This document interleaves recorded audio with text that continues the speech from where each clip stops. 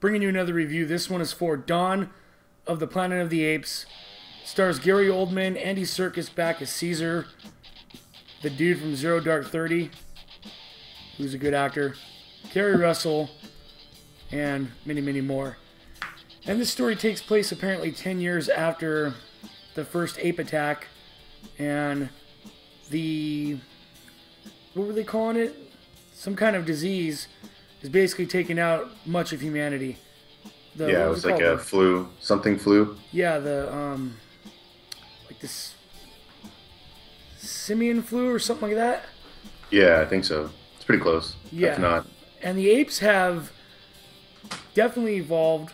They've become much larger in numbers. They've created their own society.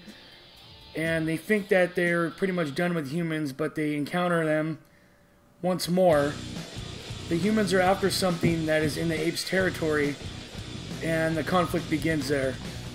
And the way this movie starts is a big contradiction to what you see in the trailer. If you see some things in the trailer and you think you have this movie figured out, then you're going to be sadly mistaken, because yeah, they did a pretty good job of masking it. they did. There's so much more going on here than what the trailer shows, and the trailer even, it portrays one side that you think you're going to be rooting for, and really it's a lot more complicated than that. It's not as cut and dry as bad humans trying to destroy apes like they showed in the trailer. There's a lot more going on here than meets the eye. Yeah. The CGI is phenomenal. Especially on the apes. I mean, you couldn't even tell. No, not one bit.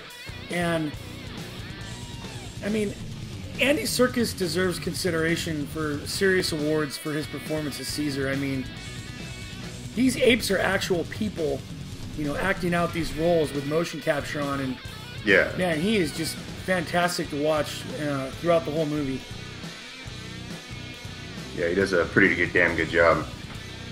The problems I have with the movie, though, is the pacing seemed a little off, especially through the second act. I agree with you there. Like the first two parts, first two halves of this film are pretty slow. It kind of leaves you thinking like, okay, like, is it gonna end like this, and we're not really gonna get some sort of resolution? Is it, it kind of just doesn't hit you the way that you want it to right off the bat, but it gets there. Yeah, it does. And like the first two acts, you want to be engaged with the story, but I just felt like something was missing. I can't quite put my finger on what it was, but I wasn't as entrenched in the story as I thought I would be. But when the third act happens, you're getting the action that you wanted to see. You're getting the badassery that you wanted to see. Yeah. And an epic showdown at the end of the movie, which is just amazing to see, is phenomenal all the way around. Yeah, definitely. I mean, the mindset to have for this movie is you're going in seeing the third act, basically. The first two is more of like drama felt. You get a little more feeling for who all the characters really are. But I did appreciate how they kind of showed that the apes and the humans are a lot more similar than each side wants to care to admit. Yeah. And you see that as the movie progresses. You see these like apes the human caring, element. Yeah, there's a definite human element from the apes themselves. The caring, the nurturing side of it. The teaching, the learning, conflict. All of that is within the ape culture. And another thing I like about the movie is this is an ape movie. It doesn't focus on the humans way too much, like another shithole we just saw last week.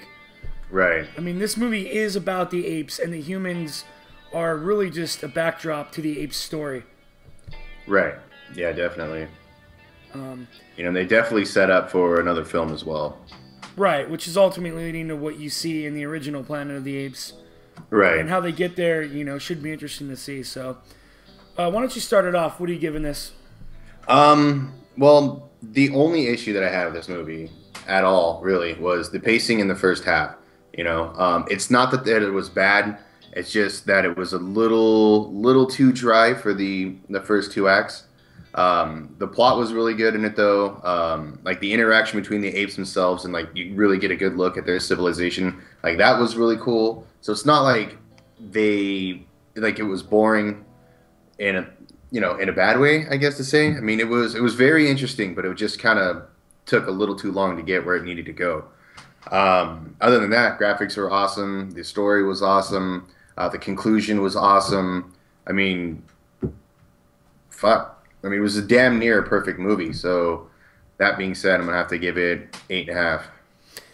Nice. Yeah, I'm gonna match you on the 8.5.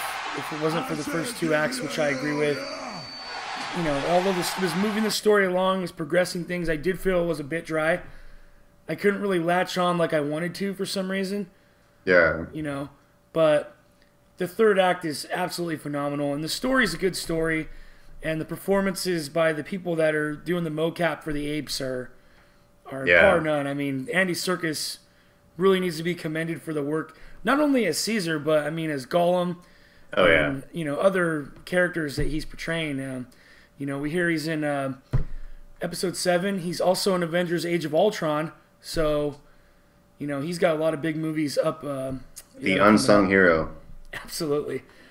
So what's your guys' favorite Apes movie? There's actually 4. There's the original. No, there's 5, I believe.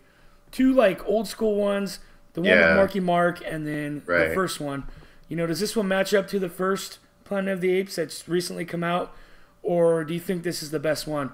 Let us know below. Don't forget to hit that subscribe button. Please like the video, and as always, thank you for watching.